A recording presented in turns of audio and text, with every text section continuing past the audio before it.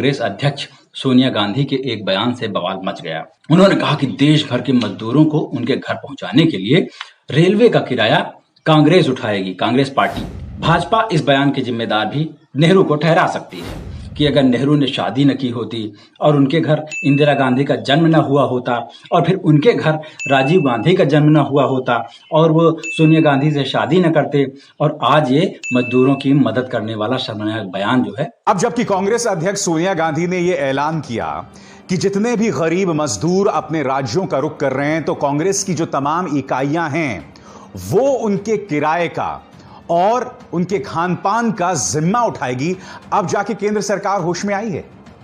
PM cares में आप न जाने कितने लाखों करोड़ों रुपए जमा कर चुके हैं। यही बात नहीं, देश के सामने इतनी ढेरों मिसालें हैं जहां एक मां अपने बच्चे को कंधे पर लादे। न जाने कितने बुजुर्ग सड़कों पर चल रहे थे, 40 से 50 लोग इसी तरह से सड़कों पर चल के मर गए। इतने दिनों ये तमाम तस्वीरें सामने उभर कर आती रहीं और केंद्र सरकार का दिल नहीं पसीजा। मगर जैसे ही कांग्रेस ने यह ऐलान किया कि जितने भी गरीब अपने घर जा रहे हैं कांग्रेस उनके टिकट से लेकर उनके खान पान के लिए पैसा देगी, तब जाकर यह केंद्र सरकार होश में आती है। क्या आपके अंदर इतनी सी भी संवेदना है? मैं आपको बताना चाहूंगा कि दरअसल केंद्र सरकार की तरफ से जो फरमान जारी किया गया था वो कितना संवेदनहीन है। आपकी स्क्रीन पर 11C, इसे पढ़िएगा। पहले मैं आपको अंग्रेजी में पढ़ के सुनाना चाहता हूं और बाद में मैं इसका हिंदी में तर्जुमा करूंगा। The local state government authority shall hand over the tickets to the passengers cleared by them and collect the ticket fare and hand over the total amount to railways। यानी कि जो लोग अपने घर की ओर जा रहे हैं, राज्य सरकारें जो हैं उन्हें टिकट्स देंगे और उन्हीं पैसेंजर्स को टिकट्स देंगे जिनका नाम उन्होंने क्लियर किया है, और जो पैसा इनसे इकट्ठा होगा वो जाएगा केंद्र सरकार को, यानी कि भारतीय रेलवेज को।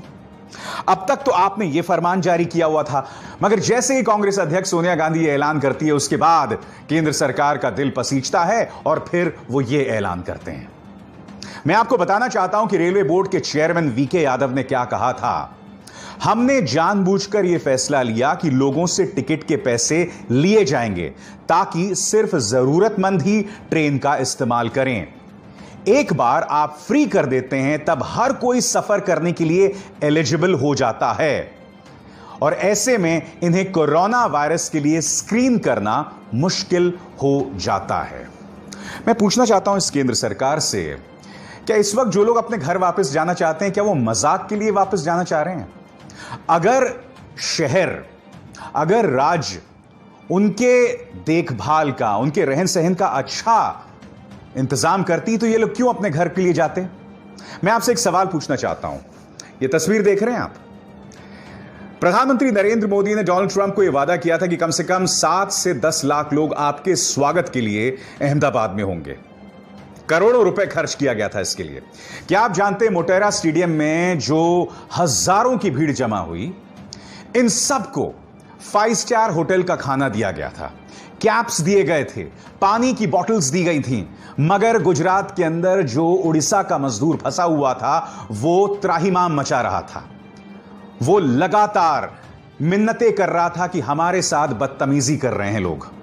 और गुजरात के मुख्यमंत्री विजय रूपाणी क्या कहते हैं कि गुजरात के अंदर जो कोरोना वायरस फैला है वो तबलीगी जमात की वजह से फैला है।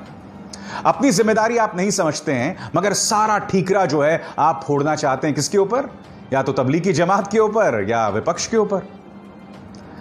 मैं आपको बताना चाहता हूं ये मुद्दा शुरू कैसे हुआ। आपके स्क्रीन पर यह है डीके शिव कुमार, कर्नाटक कांग्रेस से नेता हैं और इन्होंने राज्य सरकार को एक लॉकडाउन चालू कर दिया जाता है। पिछले 40 दिन से ना उनके पास काम है, ना उनके पास धान है, ना उनके पास दवा है, ना उनके पास अपने घर जाने का कोई साधन है।